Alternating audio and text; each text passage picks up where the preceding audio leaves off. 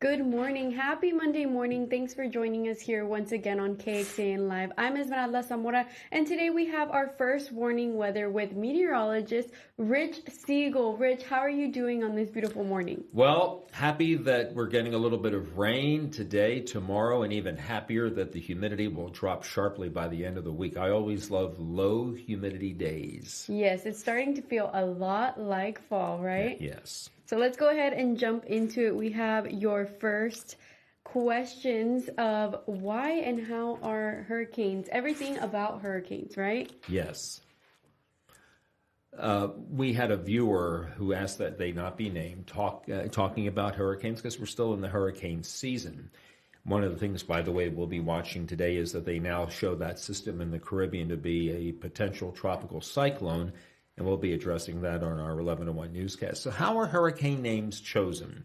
I made a graphic for this that kind of illustrates that. There are 6 lists that are created by the National Hurricane Center. That's the agency that monitors the tropics, the Atlantic, the Gulf, the Caribbean, the Pacific, both the Eastern Pacific and the Central Pacific. There are 21 names in alphabetical order. There are some letters that are not used. Q is one that is not used. X is not used. And they alternate between one year female, male, female, male, and then the next year will be male, female, male, female. So that's how the hurricane names are chosen. And we know that we have our most recent hurricane named after a female, right? Mm-hmm. So next up, we should have a male. We are waiting. No, we had a tropical storm out in the Atlantic named Gordon. When storms reach winds of 39 miles per hour, they're given a name. They don't wait until the storm has become a hurricane.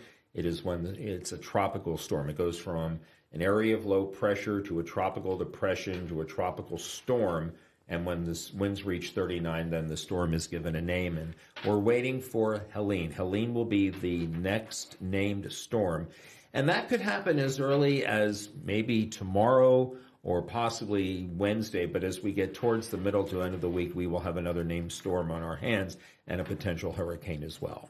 So do you start naming them as tropical storms before they even become hurricanes? That is correct. Wow. So hurricanes are when winds reach 74 miles per hour, and tropical storms are 39. So there is the step-stair effect. Whoops. Cool.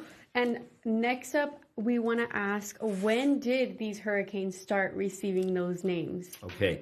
In the 1800s, starting in the 1800s, they identified hurricanes or tropical storms. They actually more hurricanes, though, back then.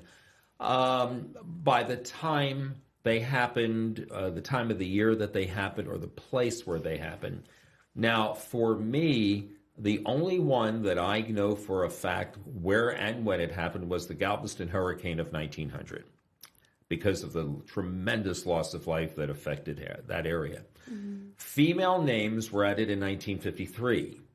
So they remained as storms remain as names after females for about 25 years. And then in 1978, the National Hurricane Center started giving names, hurricane names to male, and then they would start that alternating female, male, male, female. This was in the Eastern North Pacific. And then a year later, the storms in the Atlantic, the Gulf, and the Caribbean were added to the list of names that tropical storms and hurricanes would be called. And then ever since then, they've been alternating, like I said, between female, male one year and then male, female the next year. And now, some of these, by the way, I should mention that some of these storms never do become hurricanes. They are tropical storms. They stay as tropical storms and never become hurricanes, but they're still given a name. And if they don't become hurricanes, are their names eventually used again when a hurricane does happen? That's the next question. So let me go to that. And here we see, why are names retired? So we'll answer that part of the question. Mm-hmm. When a storm or even a hurricane causes significant damage or takes several lives, those names are retired. They do that to avoid confusion and out of respect for the families.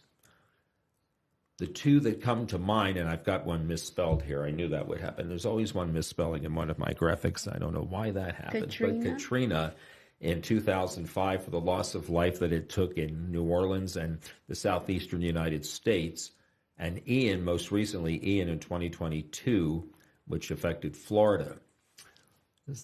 Interestingly enough, the most the letter with the most retired names, you wouldn't think this, but the letter I, there are 14 names that will never be used again. Wow. The second is F with 11 names retired, and C with 9. The basic premise of naming tropical storms and hurricanes is to give people a frame of reference. You will always remember Hurricane Katrina, but would you, if you didn't have a name, would you remember the hurricane of 2005? And unless you were directly impacted by that or were a meteorologist, the answer to that question would be no, probably not. So the names help with a frame of reference and an easy, I don't want to use that word, but a way to go into the archives, so to speak. I'm old enough to remember that.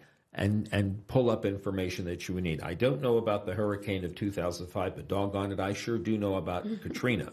Yeah. I don't know about that hurricane that hit Florida in 2022, but I remember a hurricane named Ian took a lot of lives and created a lot of damage back in 2022. Yeah, that's right. And even during the time of the hurricane, it's easy to reference the hurricane by its name rather than the meteorological terms when Correct. You're just trying to prepare for the impact that's coming in. You know, there was a devastating tropical storm in Houston several years ago named Allison, who never became a hurricane, but the damage inflicted in Houston and Galveston and along the upper coast of Texas was significant. So it doesn't have to be a hurricane to cause damage or to inflict injury or even worse. It's still going to be remembered by its name, right? Yes, exactly. And then we have one more question, which I think you have one in your system because you spell everything correctly. Yeah, I have it right here. We have a viewer who wanted to know why we don't see the weather crawl during the Today Show. And the answer was, it took me a while to get the answer to this. There's a part that we're waiting on. This is a technological issue, not a weather KXN weather department or a Today Show weather department issue. There's a part that we're waiting on. It seems like we've been waiting on it for a while. But once we get the part in, then they'll be able to get that system fixed and we'll resume our Today Show crawls when that happens. So we apologize for the delay. You know, you hear the phrase, it's out of my hands, but it's in the hands of someone. And when the part comes in, it will be priority number one. And there's always some technical issues happening everywhere, right? Oh, you bet there are. We experienced one right before this. Yes, we sure did. Live. And you did a great job getting us back online. So we have a lot of fun little hurricane questions that we kind of covered. Let's wrap up before we go. Let's remind everyone what we kind of talked about. The first question was... We talked about why hurricanes are given names, and they're given names as a frame of reference. They started getting names in 1950. Well, yes, they started getting names in 1953. They were all female names back then. In 1978, male names were given to storms in the eastern North Pacific, off the coast of the west, off the west coast of California, and especially Mexico. And then in 1979, the male names were then given to the storms that we concentrate our efforts on mostly, and that would be the Atlantic, the Caribbean, and the Gulf. And names are more easy to remember than just a regular meteorological term. So yes, kind of goes hand in hand. Yes, you know, you'll remember the hurricane of Galveston in 1900 because it's been in the history. It's part of history. But if there was a hurricane in 1925, you might not, unless you were someone who was directly impacted back then, and you wouldn't really know. But everyone knows about the Galveston storm in 1900. The lists, there are 6 lists. They are managed by, or they are created by the National Hurricane Center and maintained by the World Meteorological Organization. And as you see, names are retired based on damage, based on loss of life, And they do this because they don't want to create confusion, and they do it out of respect to the families, which is something that most people would have never thought of. Yeah, and we have 14 retired I names, 11 F, and 9 C. That's a lot of names. That is correct. That's 23 and 14. That's 37 names that will never be used again.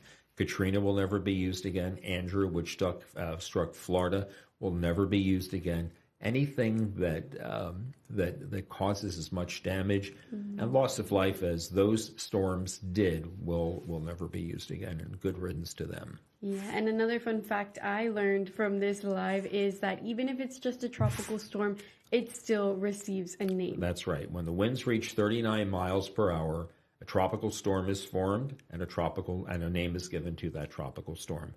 Now, one more interesting point. When a storm moves through the Caribbean and it crosses Mexico and moves back into the Eastern Pacific, it gets a different name. Oh, wow. It gets a totally different name? Yes. And a different letter, a different gender? Yes. Wow, that's interesting. Yeah. Cool. Well, before we go, I do have some photos that I grabbed from our viewers that we didn't really get to use last week, and I thought it would be beautiful to share today. By the way, I should explain my absence last week had everything to do with a weather conference that I attended up in Irving. For 2 days, right? It was a 2-day conference? I stayed a third day. But don't tell anybody I told you that. So these photos we pulled from our viewers, and they are from our partial lunar eclipse last week. Yes, look how pretty they are. David from Cedar Park and Buddy from Dripping Springs. That looks more like the blood moon, but it has the burnt orange hues. I'm telling you, and I say this all the time when we talk about viewer photos, is some of our viewers capture the greatest pictures, and these two are certainly a testament to that. Yeah, I remember the day of the partial lunar eclipse, I was outside, couldn't get a good view, clouds were in my way, and I just remember, you know what, we're probably going to get some really nice photos. Oh, and we sure did too. And so thank you to everybody that sent in pictures to us. Freddie is off today, so I'll be doing the weather from 11 to 1, and we're going to be talking about that system in the Caribbean. We'll talk about our rain chances here, but the one thing that I'm looking forward to talking about, as I said when you asked me how I was doing, is the lower humidity that we get towards the end of the weekend. It's not going to be a complete from that time going forward through the rest of the fall season, because I'm sure we'll see that humidity crank back up. But we'll get that next delicious taste of fall coming Wednesday into Thursday and Friday. Yes. And I think into the weekend as well. It's already pumpkin patch season. It is pumpkin patch, pumpkin spice, and pumpkin pie. My favorite. Pie. That's the best one. You bet. Well, thank you for joining us today, Rich. Thank you. And that's all we have for you all today on our first warning weather, all to do about hurricanes. You can learn more and read more on our website, kxan.com. Thanks so much for joining us. I'm Esmeralda Zamora. Thank you.